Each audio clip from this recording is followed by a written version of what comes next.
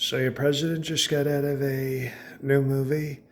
I wanted to see Gladiator 2, but it was sold out. So my wife Melatonin said, Donald, I want to see Wicked.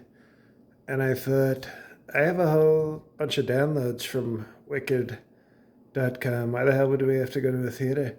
And she said, no, Wizard of Oz. And I said, you really got to learn how to speak English better. But then I realized a person walking by translated and said she wanted to see the movie Wicked. And I said, what the hell is that about? And nobody seemed to know, so I said, okay, we can see Wicked. I thought maybe it was like a sort of sequel or prequel to John Wick, who's obviously one of our great pro-Second Amendment people. I'm actually thinking about appointing him to my cabinet. So we'll see. Obviously, the radical left will say, no, you can't. We can't put John Wick on the Trump cabinet. He's too strong. But anyway, so Melatonin said she wanted popcorn. And I always like the popcorn trick where you get a bag of popcorn and you stick your dick through the bag of popcorn and jerk yourself off. Maybe I'm doing that wrong, but I've always enjoyed that. You get extra butter on that popcorn, very warm. Very fun to watch movies that way. But Mesopotamia said she wanted the special collector, or she couldn't say these words, but it sounded like she said collector's item bucket. So we got this one, if you can see it. This thing was expensive, total waste of money, and it's made of metal, so I can't even put my dick through it. So I thought that was, sort of a very anti-man of them. But as you can see, it says Alp Haba. And I thought, oh, well, that's nice, Alp Haba.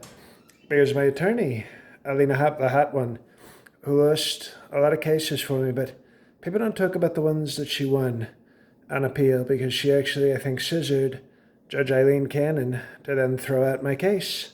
So Alina Haba is one of our great Haba Haba attorneys. And I thought, well, this has to be a good theater if they're supporting, her cousin or something, Alp Haba. So then we go into the movie, and as you can imagine, it was very woke. I liked seeing Ariola Grande. She was very cute, very talented, and she certainly has a type with men, and that type is not attractive. But she was very cute and sort of pleasant, and I said, okay, this isn't sort of my type of movie, but it's okay. And then all of a sudden, this witch shows up, and she's green, but I wasn't fooled. Now, they tried to fool you with the green makeup, which is actually very offensive to the green people. It's called green face.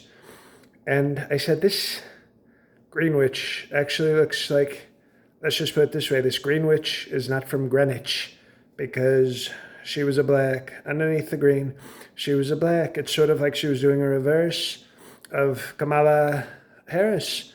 She was a black, and then she became a green. And so everybody's like, oh, they were making fun of her. I said, don't make fun of her. You make fun of those black witches, and they'll get you. They'll get aggressive, and they'll, all of a sudden, they're taking out their earrings and trying to fight you very strongly at the witch school. And I don't want to spoil it, but at the end, your president was right. She was a very tough, nasty person, very rude to the Grand Wizard of the Ku Klux Oz, which I thought was very disrespectful. It's like you're in his house and you're being disrespectful, but you can't trust these green witches. You can't trust them because sometimes they're actually blacks and they do crime and they sing. Of course they sing. I mean, the blacks, they can sing. She didn't do too much dancing or sports, but she sang the crap out of these songs. But never trusted her, hated the movie, and couldn't put my penis in the metal bucket. Very sad. 2 thumbs down.